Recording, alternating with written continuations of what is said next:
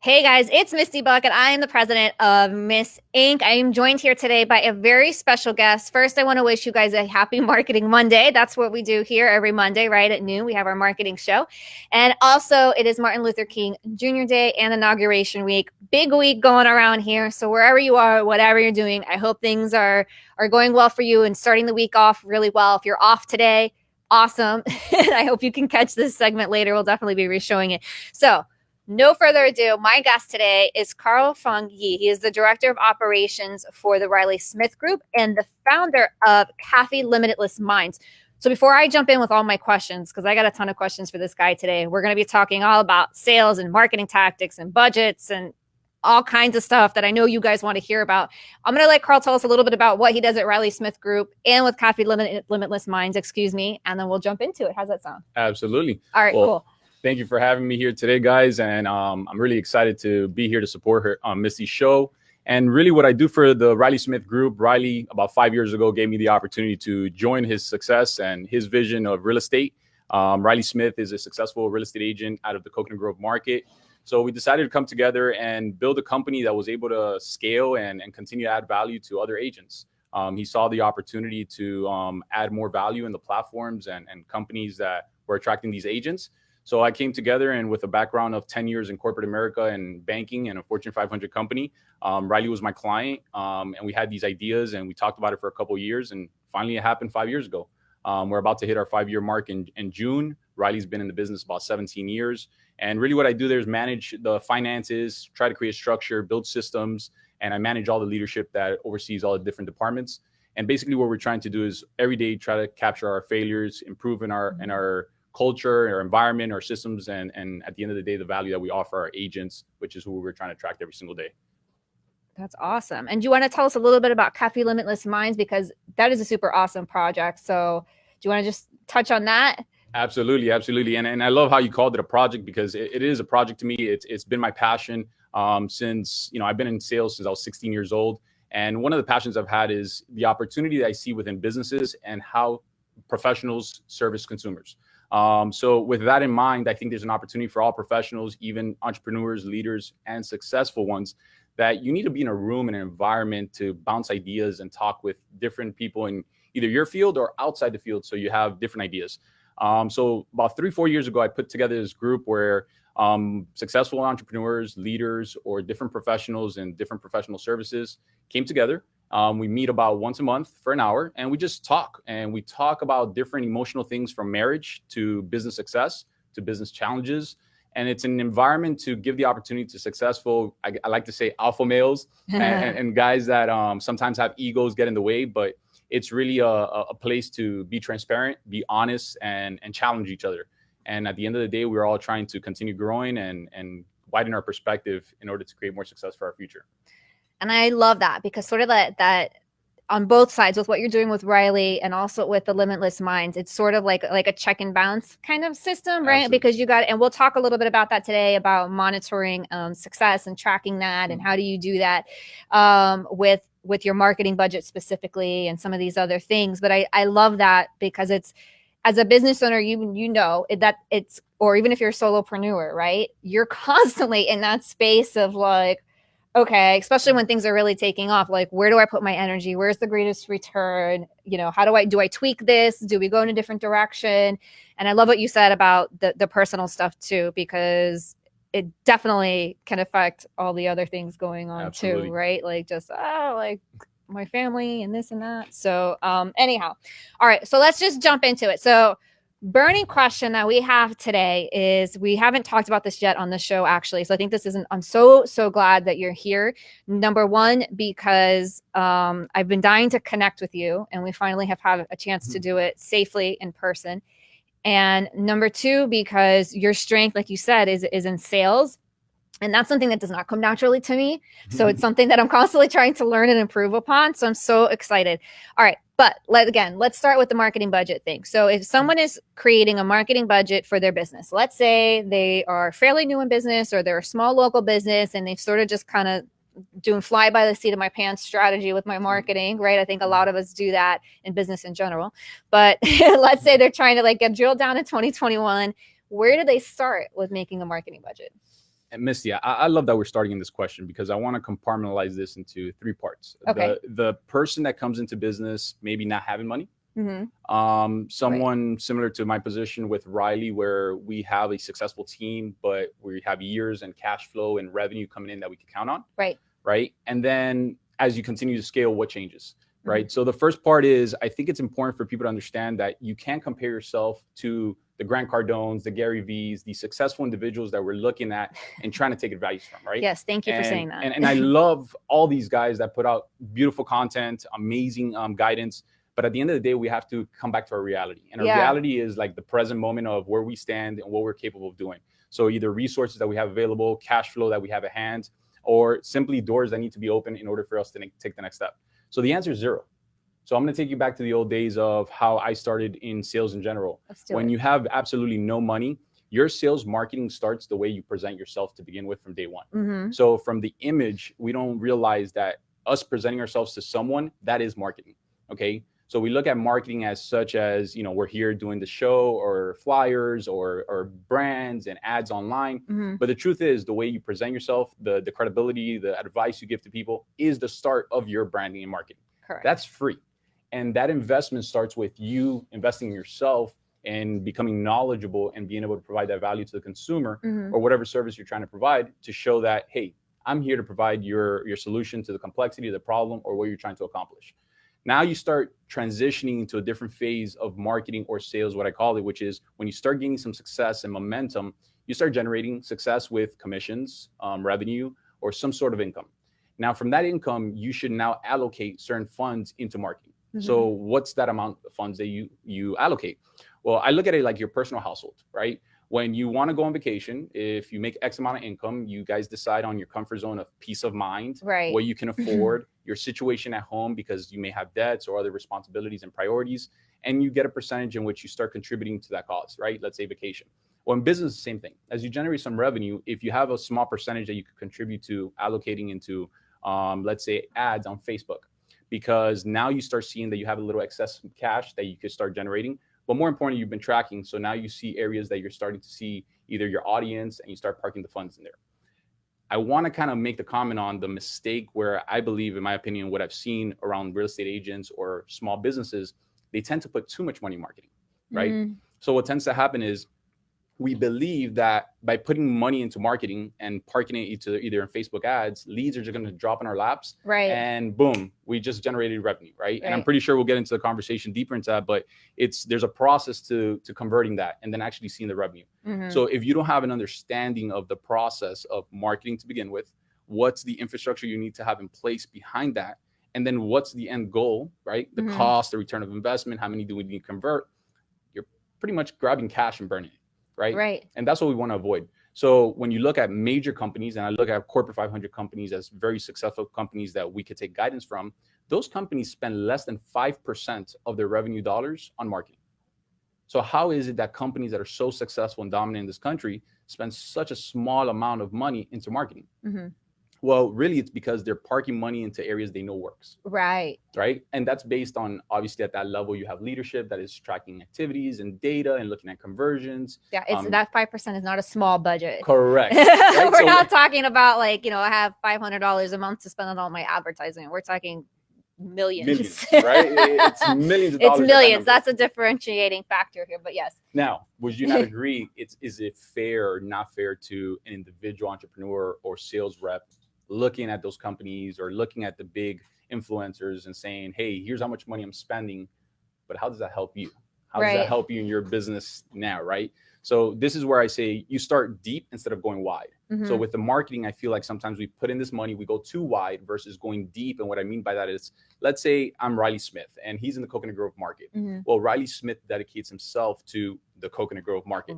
So he goes deep in Coconut Grove versus bleeding out into South Miami, Coral Gables. Because now and a lot of real estate agents do this, by the way. And I think a lot of businesses do this in general. We'll have the conversation of, who is my audience? And realtors will be like, oh, well, this is my market area, and this is my market area, and this is my market area. And I'm like, okay, like I don't start pumping the brakes, right? Yeah, like where do we really want to focus? But I think people too, they get a little, so let's talk about this, because I think people get a little fearful of really carving out only a specific area because they don't want to miss other opportunities, number one. And number two, there's already people who have carved their name out in that area. And I know that happens a lot in real estate. So can we talk about that just for a few minutes? Absolutely. About that specifically? And I love to talk about it like going wide and you slim down, looking at a big piece of meat and then you kind of slim down the fat. So what happens is when you're early in your career in sales, you go wide because in the beginning you don't have contacts, you don't have any leads, right? So you're trying to take anything and everything. What happens over time is you start becoming more efficient based on experience and knowledge. And you start realizing that there's a defined target audience that fits your product, your service, or your solution, right? So over time, you start defining that, and that's how you define your target audience as well. So by understanding that, you start making smarter decisions. So with Riley Smith, using him as an example with Coconut Grove Market, he started in Coconut Grove Market. His first sale, he had mentioned, he says the story about a color bait transaction he did way away from his market and what he's comfortable with, right? But over time, with experience and knowledge, he realized I'm going to have more success in Coconut Grove by going to the restaurants in Coconut Grove, trying to familiarize myself and become knowledgeable about the market in the Grove. And from the Grove, he even said, let me go into a more centralized area of the Grove, which is instead of just condos, townhouses, and single family homes, let me focus on single family homes, right? And there's even marketing strategy behind that. Why single family homes? Well, single family homes have the opportunity to have a sign. When you put a sign in front of the house, that's free marketing. So this is also with experience and knowledge. Over time, you start kind of slimming down the fat and realizing, okay, I don't need to go too wide. If I go into 2 or 3 sectors, now I could gain some true success from here because the conversions start going up, revenue starts going up, and then you start increasing profitability. So with him, he also started doing mailers. But again, instead of saying I'm going to do mailers all over Dade County, now you get in a centralized area, in a small neighborhood for single family homes only. And now you start seeing better conversions, better quality leads come in, or people that are interested in your service. And that's something too. I like that you brought that up because people will, when they're talking about, again, casting that net with their budget, they're like, okay, I can afford to send one mailer to these 6 zip codes in all these different income brackets, right? And then now their budget's gone. Versus if they had drilled down a little bit more, right? And they can be more consistent in those markets because now their budget allows for them to, right? Because they haven't cast so wide of a net. They can be a little bit more specific. So people say, oh, okay, I sold a home and I want to send a brochure or flyer or just sold or just listed or whatever, right? Like, and we love that. But the consideration is always, okay, but how consistent are you going to be in that market? Because the chances are somebody's not really going to pay attention to that the first time, right? So it is not, and we'll get into that as well, because I'm pretty sure there's a certain amount of times a consumer has to see. They have to see, brand, the rule of 7. You're like, yeah, the rule of 7. So no, exactly. And by the way, I want to give Riley a shout out right now because I've known him for many, many, many years. My mom was the managing broker at the Coconut Grove office when he was kind of still getting his career up and going, and he didn't have this huge team. And we just admired his work ethic and how he would create sales goals and have those displayed in his office. And so I really, really love that. Like he's always been very specific with where he wanted to go. Absolutely. And by the way, that itself, what you just mentioned there about scoreboards and putting that in display, we call that marketing. And that's marketing internally. It's a sense of marketing to our agents and our employees, what kind of culture, environment, and standard we're building here moving forward. Right. And that's what's key. Even going back to Regions Bank days, you see all these flyers that were given out in branches. I would remember how I would make the comment of, man, these things are wasteful. Nobody's taking these things. But in reality, every consumer is coming in, is grabbing one, it's making a note on it. Even if they're in the teller transaction, they're writing their account number. They're visually seeing it. And going back to the rule of 7, then suddenly, over time, you create familiarity. That familiarity creates trust. And now the consumer does business with the brand. Right? Now, in today's world, I would think that rule of 7 needs to be changed to like rule of 14 or 21. Because there's a lot of noise. There's a lot of noise. But I think that, I think it's still legitimate. But again, when you're a smaller business and you're starting out and you're looking at your budget and you're feeling overwhelmed, pick an area and you can test and measure that and see over a few months, 6 months. We always say give it at least 6 months, I would think, is my general rule of thumb. But give it, because during that 6 months, you can test and measure and see what people are responding to, because there's so many different layers that go into this, right? Because we're not just looking at, okay, is this flyer campaign going to work over 6 months to this very specific market?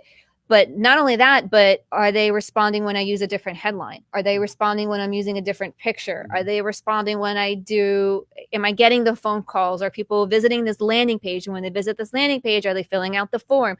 These are all different considerations to take. And I'm not saying that to overwhelm anybody, because I think while I love people like Gary Vee, sometimes what they talk about to the average consumer or average business owner can feel really overwhelming. Right? Like it just goes over their head. Yeah, it goes over their head, or they'll call me and be like, oh my God, Misty, Gary Vee says I need to be putting out 30 pieces of content a week on social media or I'm going to fail. And I'm like, no, let's rein that in a little bit. Absolutely. Let's rein that in. Like, you know what I mean? Just figure out first, like, let's get consistent. Let's build out your calendar. Like, let's sort of like rein that in. And so I think when you're thinking about budget, like you're saying, it can get overwhelming. But yeah, when they're seeing you in different places, right? And even to your point, when you to free budget, so you can show up to not right now, but you can show up to events, right? And people can see you in the community. Absolutely. So what are some other budget friendly ways that you think people can? I'm going to reference back to a book that I recommend to everyone, is 7 Levels of Communication. And I think it'll relate to not only real estate agents, but all sales professionals and entrepreneurs as well. They talk about some 7 levels of touches of different advertising and marketing yourself. And the first one is advertising, right? We all know about that. Then there's direct mail. So direct mail, for example, in today's world, people wouldn't see it as a return of investment or something that you should be spending your money on because it's expensive. And at the same time, with that same budget, you could probably get more exposure through digital marketing, right? But what we don't realize is because people are doing less of that, mailers become more impactful. Yeah. So, I mean, when's the last time you had a thank you note? Every time someone sends me a thank you note, it like blows me away. So we're gonna get that, because in the 7 levels, I'm so far ahead of you. I'm so sorry. But it talks about that, right? and that's awesome, because sometimes we think that the handwritten note is not impactful or powerful, or it's not a marketing strategy. Right. It is, and it's memorable for the consumer experience. So the third one is electronic communication. We all know those, right? Email is the most popular one. It's been around for the longest, and let's stop there. That's probably the best return of investment that you can do in your business with marketing. The email marketing. Right? Now, keep in mind, there needs to be a proper setup and process to it, right? Are you having a consistent campaign? Right. Are you being consistent in sending it out? Just like mailers. So with mailers, it's funny enough, I have a stack of mailers sitting on my couch right now. Okay. And I keep them on purpose. What I'm actually trying to evaluate is simply one thing: who sends me a second one? And what's sad. That's interesting. So not your mailers, you're tracking other people's mailers to see what they're doing. That's really interesting. So I'm not a marketing guru. We have somebody that's a director of marketing and our marketing manager. They have the eye for it. But what I am paying attention to is the money and the budget we're spending, the return of investment, the conversions. And at the end of the day, we want to spend more money in the areas that generate the business that we need. With mailers, on the other hand, and going back to that story, is that I noticed not one person sends me a second mailer. So what tends to happen there, and what that confirms to me, is that you're burning cash. You either don't know what you're doing. You're either sending it to random areas to test the waters. And by the way, testing the waters in random areas like that never work. And it's really spending money. You're better off testing the waters in one area, but doing it over and over and over. Even if you're not knowing what you're doing, but being consistent will give you that return and opportunity. And then you have phone calls. We tend to forget about the phone calls, right? Phone calls is another way to market. I know we put the word telemarketing or like cold calling. Oh my God, that still sends chills up my spine. So cold calling. But I want to separate the two, right? Because I'm not specifically sending the message of cold calling. So cold calling is for anybody that comes into the industry new and you don't have leads. So you have to cold call. It takes me back when we had the yellow pages, and for you to figure it out, get a client, meet your goals, open that yellow pages, start calling down the list. But I'm talking about specifically to the clients you have relationships with that you already marketed to. When you send that email and they opened it, did you pick up the phone call and say, hey, Misty, I just wanted to reach out. How are you doing today? And notice you opened the email. Just curious, you had any feedback or any thoughts about it? That's genius. It's so simple, but people don't do it. Correct. And then would you not agree that it's more impactful where the consumer realizes Misty didn't reach out just to sell me something? No, they care about my thoughts. What's your feedback? Yeah. How can we get better? And I think sometimes people, they're like, number one, I don't have the time to do that. But I think what's really behind that is a fear of what they're going to say. So that is the truth. And here's where I challenge any entrepreneur or sales person or even leader: ask your people for feedback. Your people include your employees and then your consumers. And those consumers and employees will tell you the truth about what you're offering, whether it's good or bad. You have to be willing to embrace the negative feedback that will come from it, because none of us are perfect. And that is what's going to help you improve your business, your marketing, and you'll see improvement in your sales overall because of what you're doing there. Yeah, so, absolutely. And just asking them things like, are there, I had a guest on a couple months ago, and that's what we were talking about, stuff like that. Like just asking them questions, like getting inquisitive, be like, oh, okay, are there things that you want to know that I'm not talking about, or that you've invested in that you didn't get what you wanted, and what did you want, right? So I think I love that point. So what else we got on this list? Well, he has a very impressive list here. The last, it goes to, the end goal, guys, is for us to get to a one-on-one meeting with the consumer, right? And ultimately close them or provide them the service. Well, prior to that, and Riley does this, I used to do this a lot in regions. Some of our agents spend time doing this as well, is seminars. How do you educate your consumer? So we believe that the shiny tools that we have within our business or what we're marketing is the value to the consumer. Right. But the truth is, in today's world, the value to the consumer is the guidance and the advice that we give to consumers. Right. They have their own world, their own life, their own families, their own business. And if they come to us, and I'm using real estate as an example now for real estate advice, it's because they're not spending their days and their weeks about real estate. They have a job and family, but now they have a need. Right. And they expect to hire somebody that's a professional that could give them that advice and education, because at the end of the day, the consumer makes the final decision. But if you could give them that peace of mind that you're protecting their best interests and you're saving them money, I assure you, not only are you going to close that sale, but now you're going to build loyalty. And from that loyalty comes referrals. And that's how you grow a reputation like Riley has built for himself over the last 17 years. Yeah.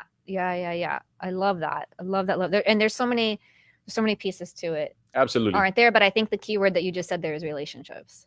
So relationships, right? I think that's what pushes me forward and keeps me motivated. Everything I've gained in my life and every opportunity has been given to me is through relationships. Right. And a relationship is what's needed to open a door. And sometimes that opening of the door doesn't necessarily mean a handout. It means guidance, mentorship. And I've been very fortunate to have those opportunities throughout my life and my career that has been able to put me in this position. And I would tell you, make sure that you're investing into relationships, because you'd be surprised what the relationship provides. Now, I do want to add the comment that I believe that most people spend time treating consumers like a transaction. And that is the reason why you don't see the return. The average person is probably interacting, selling, pitching with the expectation that at that moment they're going to close. When they don't realize that what you're doing is planting a seed, is what I like to call it. And planting that seed is a process, and it takes time. And then the question becomes, are you following up with the watering? Right. And if you're not watering that seed, you're not going to see it grow and really flourish to what you want it to be. And that's where I invest a lot of my time and energy, even if it's free. Sometimes people think like a conference or this same scenario. Guys, any opportunity you have to be invited and to do this with the word free, building that relationship and the trust is the most valuable part over the free. Right. And it gets you the exposure, the opportunity. Right. I mean, okay, so let's say we're using this show as an example right now, right? So I use it every week to provide educational information, and then again, build my visibility in that 7 touches, but then also to build those relationships with people, starting to build trust. They're getting to know me a little bit more each week. And then people like you come on the show, and now you're doing essentially the same thing, right? You're getting out there, you're providing information that's really, really valuable. Thank you, by the way, for everything you've shared so far. And I hope you guys are taking notes. If not, rewatch this and get your pen and paper out. Take those notes, because this is really, really good stuff. And just being there and being a presence. And I think that there's so much involved in that. And on top of that, we want to look at another layer. We're building a relationship with each other on another level by sitting here together, right? So that's always what it is. And we're always talking on this show, point blank, people do business with people that they like. Absolutely. It's that simple. Do business with people you like, know, and trust. Exactly. And that happens by doing things like making these phone calls and being present and listening and actually letting people know that you care. And Misty, look, what you're doing here is phenomenal, right? This is another way. So this 7 levels doesn't mean it's only these 7, right? Right. The beauty of sales and business is that you have 1,000 ways to skin a cat, right? The question is, are you consistent with it? And are you sticking into it?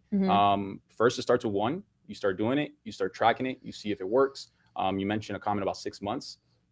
I kind of want to touch there a little bit more, because we tend to kind of hop around, is what I call it, right? Right. So we put money into a marketing company. They pitch us the world. We don't see the results within 30 days. We quit on them, and then we jump to the next one with the expectation that we're going to see something different. Well, and I will tell you, as a marketing person, it is completely impossible to get like real results in 30 days. That's just not gonna happen. And anybody who tells you that, I would take my money and run, because they might not be real leads. They might be inflated, whatever.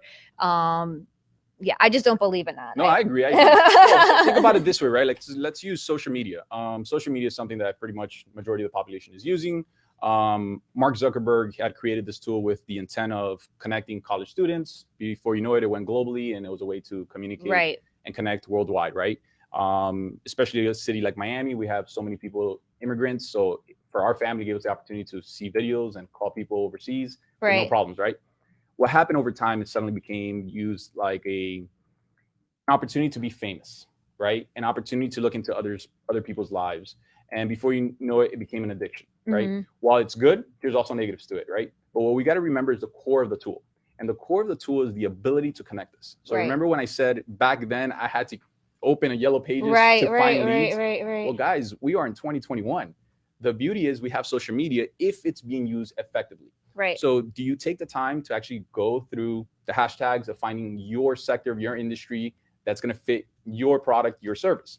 Then do you take the time to actually send them a message? Right. It's not a sales message. There we go. It's right. Hey, Misty, I just wanted to introduce myself. Nice to connect with you. Exactly.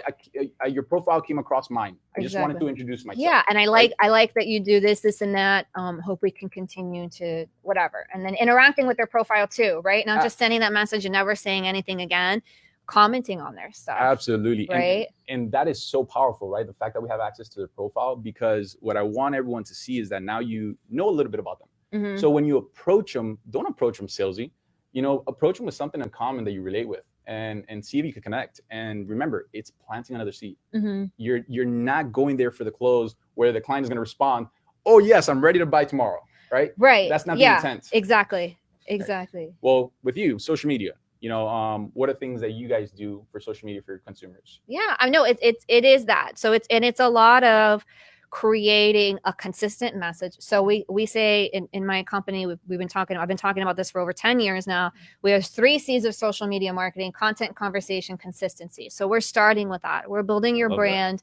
We're making sure that everything that we put out is on brand, and then we're constantly tweaking it, and we treat it as a piece of your overall marketing puzzle. Sometimes people come to us and they put all their eggs in that basket, and they're a startup, and it doesn't always work well because they're not willing to do other things outside of just the social media stuff. And so we could touch on that. And then sometimes that makes it a little bit more difficult, right? Because we have limited hours as an agency, and there's so many things that go into it. But I think if you're using it as the thing that I will tell people about that also is don't not be on it, because people are using social media the way that we used to use websites to give credibility to a business. And so if you're not on there, or you're on there and your page hasn't been updated in 6 months or a year, or it looks like just you haphazardly use it, to me, I'm like, they're not serious. Yeah.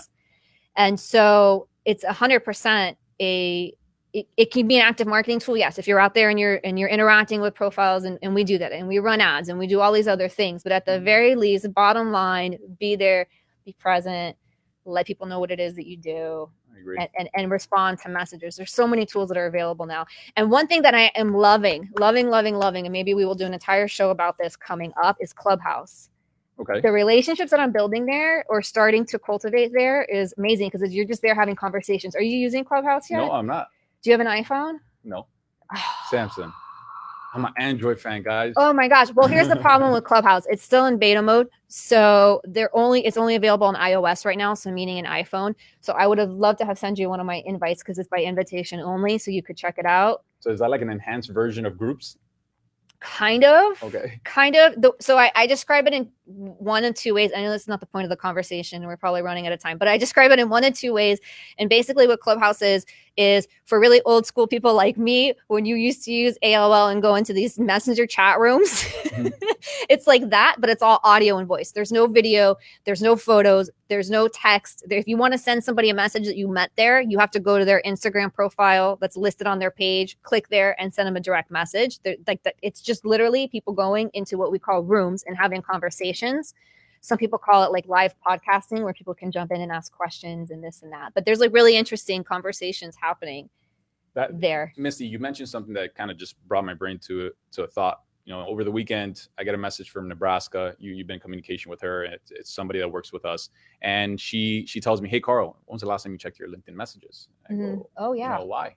And she's like, you have like 20 plus messages, So I'm like, okay, and my responsibility, I don't check it as often, but I will tell you, we tend to get messages random. So forget about getting 20 or 30, just random messages you get in your social media platforms, and we tend to ignore them. Yeah, no, you have to respond. Right. You have to have those notifications set up and pay attention to them. Absolutely. And not only respond, but sometimes it's a stranger, right? So, everybody's trying to sell you as well. Yeah. Guys, did you ever think that the same way that you're trying to sell to the marketplace or to the consumers, that person that tried to sell to you suddenly could become a valuable partner for you? Right. That's a really good point, because, and I'm guilty of this. Sometimes I'll be like, oh my God, this feels like a sales message. And I'll sort of just like, hey, great, and thanks for connecting. Nice to meet you. And that's like the end of my conversation with them, because I get like a little like so overwhelmed by it. But I like that. That's a really good way of thinking about it. So thank you for saying that, because it hasn't occurred to me before. Yeah, you know what? Maybe there is something else in this for me if I build this relationship, and this person knows people that could eventually benefit me as well, right? And sometimes be honest, be like, hey, look, I don't have a need for your service, but I would love to learn more about it, because maybe I'm surrounding myself by people that I may be able to send to you. And remember, even though you're sending business to somebody else, would you not agree that your consumer or your partner now sees more value in you because you're referring them? Right. So this is also more relationships that you're building for your network, which adds more value to your partners and your relationships moving forward. So we tend to respond to all these messages and at least say, hey, we're not interested, but we would love to learn more. I love How that about tip. you send me your name, email, and phone number? Obviously, you don't have to say name, email, and phone number because you have the name. Sometimes the email is already recorded, but I still go for the phone number.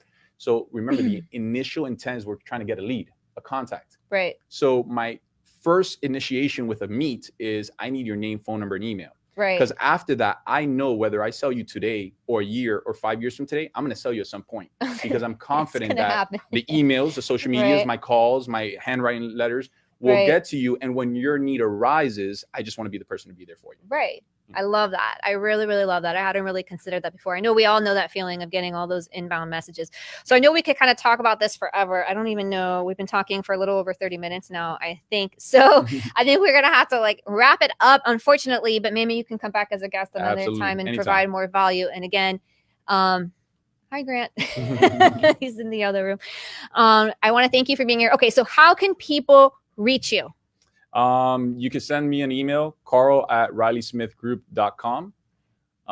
You can also visit us. My name can be found everywhere from Google to social media platforms, Karl Fong Yee. I assure you all the links will be there.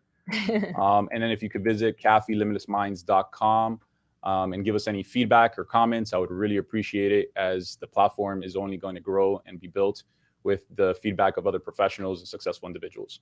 Yeah. Well, Karl, I want to thank you so much for your time. Again, it took a little bit too much of it, because I could just talk about this for so long, as you can tell. But I want to, again, thank you for taking the time to be here today. We have another guest coming up next week who's going to be talking actually about sales scripts and conversations, which is, again, I get really uncomfortable with that. So I'm excited that he's coming to talk about that. And I hope Karl will join us back again sometime soon. Again, his contact information is there if you need to reach out to him. And I want to thank you guys for joining us each and every week on Marketing Monday. If there's a question that you have, a topic that you want to hear, or you want to give me feedback like I talk too fast, let me know and I will be happy to receive that. We're here every Monday. And I want to thank you for being here. Have a wonderful week. Again, I'm Misty Buck with Miss Inc.